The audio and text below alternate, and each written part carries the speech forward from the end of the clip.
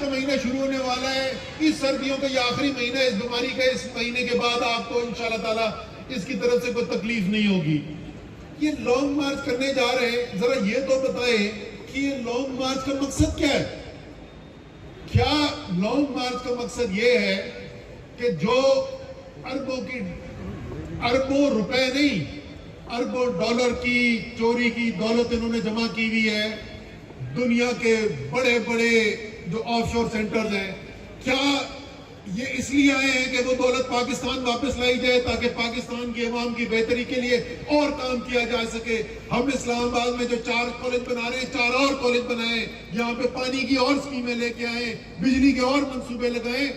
کیا یہ اس لیے نکل رہے ہیں یا یہ اس لیے نکل رہے ہیں کہ یہ مطالبہ کر رہے ہیں کہ ہسپتالوں کا نظام بہتر کیا جائے، یا یہ اس لیے نکل رہے ہیں کہ پاکستان کے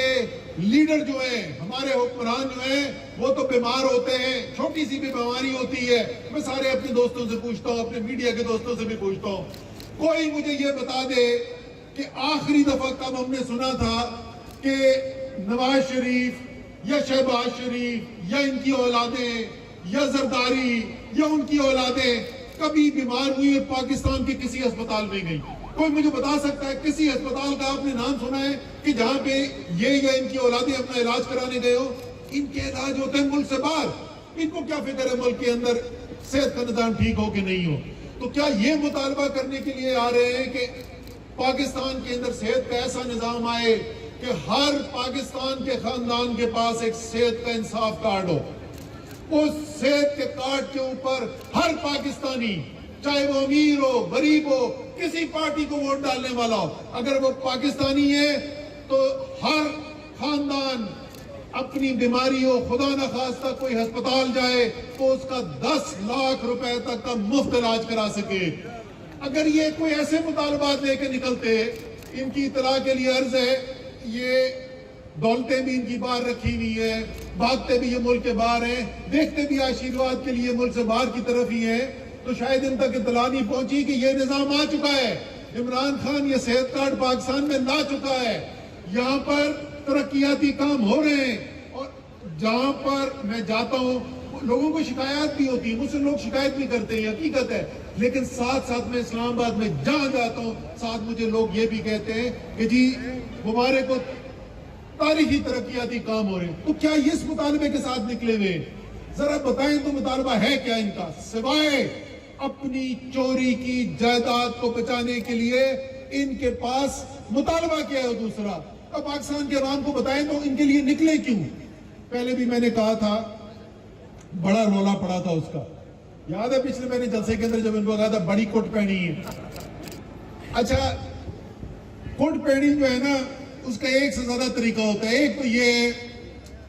کہ جسمانی طور پہ کٹ پڑے، کو دھپے شپے 2-4 لگائے جائیں،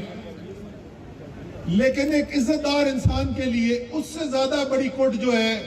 وہ ہوتی ہے ذلت، کہ عزت جائے۔ تو بڑے بڑے لیڈر یہاں پر نکلیں گے اور ساتھ ان کے کسی نے نکلنا نہیں ہے، اس سے جو ان کی بےزتی ہونی ہے، اس سے بڑی کٹ کون سی ہو سکتی ہے؟ تو ابھی بھی وقت ہے، کوئی اور کام کریں۔ کبھی وہ آپس میں نہیں فیصلہ ہو رہا، ایک دن خبر آتی ہے پنجاب میں، اگلے دن خبر آتی ہے وفاق میں، تیسرے دن خبر آتی ہے اسپیکر کے خلاف، چوتھے دن خبر آتی ہے وزیر اعظم کے خلاف۔ اور تپڑ ہے تو آؤ میدان کے اندر، جو کرنا ہے کر کے دکھاؤ۔ یہ سن کے تاریخیں جو ہے نا، وہ میں ان کو سیول کوڈ پہ بولتا ہوں کہ سیول کوڈ کے اندر جتنی تاریخیں نہیں لگی اتنی تاریخیں تو پی ڈی ایم نے دے دی ہے، وہ خدا کا واسطہ تاریخیں دینی چھوڑو۔ چلو میں تمہیں ایک تاریخ دیتا ہوں، یہ سن لو اور لکھ لو اپنے پاس۔ 18 اگست 2023، یہ تاریخ یاد رکھنا، 18 اگست 2023 تک عمران خان اس ملک کا وزیر اعظم ہے۔ اس کے بعد 2 مہینے کے لیے عبوری حکومت آئے گی، 2023 کا اگلا الیکشن ہوگا، اور انشاءاللہ تعالی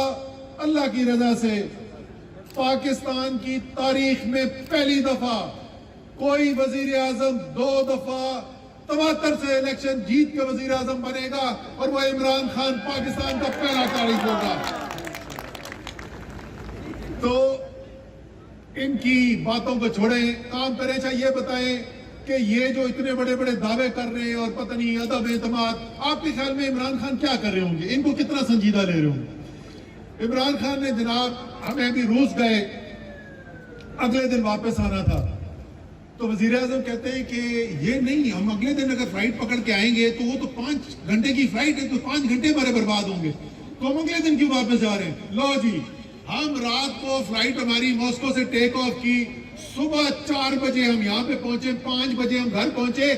اور جمعے کی صبح کو 5 بجے گھر پہنچے، جمعے کی دوپہر کو وزیر اعظم کے پاس میٹنگ دوبارہ شروع تھی۔ اور وہ میٹنگ کس چیز کی ہوتی ہے؟ وہ میٹنگ عدم اعتماد کی نہیں ہوتی، وہ میٹنگ ہوتی ہے میں نے آگے معیشت بہتر کیسے کرنی ہے، میں نے روزگار اور کیسے لوگوں کو دینا ہے، میں نے کیا میں اور کر سکتا ہوں۔ اس وقت جو دنیا کے اندر مہنگائی کی لہر آئی ہوئی ہے، پاکستان بھی اس سے اثر انداز ہو رہا ہے، یہاں پہ پاکستان کے عوام پہ بھی اس کا اثر پڑ رہا ہے، میں کیا کر سکتا ہوں کہ اس کے لیے میں عوام کے لیے بہتری کچھ کروں، ان کی زندگی کے لیے میں آسان کر سکوں۔ جیسے میں نے کہا کہ صبح 5 بجے روس سے واپس پہنچے، دوپہر کو دوبارہ میٹنگ شروع ہو چکی تھی، ہفتے کو کام ہو رہا ہے، اتوار کو کام ہو رہا ہے، پیر کا انتظار کرنا، وزیر اعظم کے خطاب کا انتظار کرنا۔ یاد رکھنا جو میں نے باتیں بتائی تھی، آپ کو پتہ چلے گا کہ آپ کا وزیر اعظم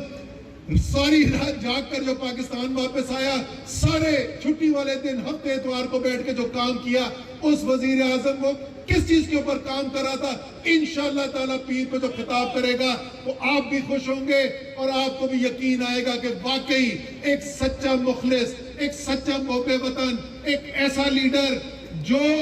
اپنے عوام کا درد رکھتا ہے، صرف اپنے عوام کے لیے کام کر رہا ہے۔ عمران خان کی شکل میں جیسا لیڈر ملا ہے، یہ پاکستان کے لیے ایک بہت بڑی نعمت ہے۔ اور آخر میں نے اس دن ٹویٹ بھی کیا تھا، کچھ چیزیں جو ہیں میں کم سامنے، ان کے اچھی باتیں جو ہیں انسان کے سامنے زیادہ نہیں کرنی چاہیے۔ اللہ تعالیٰ جو ہے وہ چاہتا ہے کہ انسان جو ہے وہ اپنا سر نیچا کر کے زندگی گزارے، انسان میں تکبر جو ہے اللہ تعالیٰ کو پسند نہیں ہے۔ لیکن میں آپ کو ایک بات بتاؤں کہ جس طرح کے فیصلے عمران خان نے کیے، اور آخر میں آپ کو یہ بات کہہ کے جا رہا ہوں کہ پچھلے ساڑھے تین سال ہو گئے وزیر اعظم دیکھتے ہوئے، بڑے بڑے میں نے مشکل وقت دیکھے ہیں۔ جس وقت بھارت نے حملہ کرنے کی کوشش کی پاکستان کے اوپر، میں نے وہ وقت بھی دیکھا، اور میں نے دیکھا کہ کس طریقے سے ہمارا وزیر اعظم اس وقت کس دلیری سے اس نے فیصلے کیے اس دن میں۔ ہم نے اس وقت بھی دیکھا ہے کہ جس وقت لوگوں کو لگتا تھا کہ مشکل حالات کھڑے ہو گئے، ایسے فیصلے کرنے پڑے جہاں سے ذرا سا اس طرف بھی جائیں تو نقصان ہے، اس طرف بھی جائیں تو نقصان ہے، اس کے باوجود کس طریقے سے میدان کے کھڑے ہو کے اس نے ایسے فیصلے کیے کہ پوری پاکستانی قوم نہیں، پورے مسلمان دنیا کو فخر ہے۔ اور کیسے مسلمان دنیا ان سے فخر کرتی ہے، میں آپ کو ایک چھوٹا سا واقعہ سناتا ہوں۔ ابھی ماسکو میں چیچنیا کے صدر جو ہیں جی رمضان کریموف، وہ ملنے کے لیے آئے، خاص انہوں نے خواہش کا اظہار کیا، ماسکو فلائی کر کے آئے، انہوں نے کہا جی وزیر اعظم سے درخواست کی کہ وزیر اعظم سے ملاقات کرنا چاہتے ہیں۔ ہماری ان کے ساتھ ملاقات ہوئی جی، اور آپ سنیں کہ چیچنیا کا وزیر اعظم عمران خان کو کیا کہہ رہا ہے۔ وہ کہتا ہے کہ جی آپ نے 2019 کے اندر اقوام متحدہ میں تقریر کی، اور میں تقریر سن رہا تھا، اور جس طریقے سے آپ نے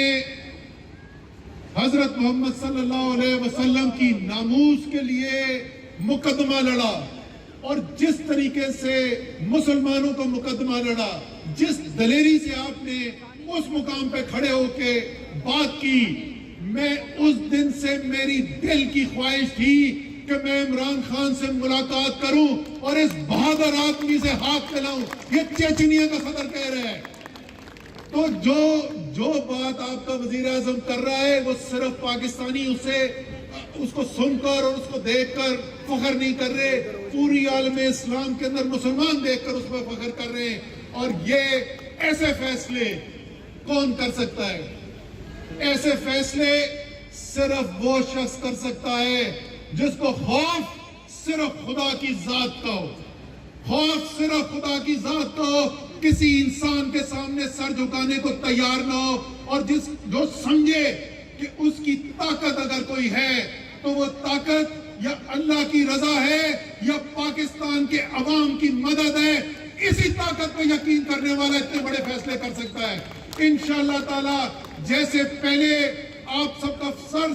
सर बुलंद किया फख्र से, इंशाअल्लाह ताला ऐसे ही करेगा। आप सबका शुक्रिया साथ आने का, इमरान खान का साथ देने का शुक्रिया, हमारा साथ देने का शुक्रिया। इंशाअल्लाह ताला मिलकर इस्लामाबाद को और पाकिस्तान को बेहतर से बेहतर बनाते जाएंगे।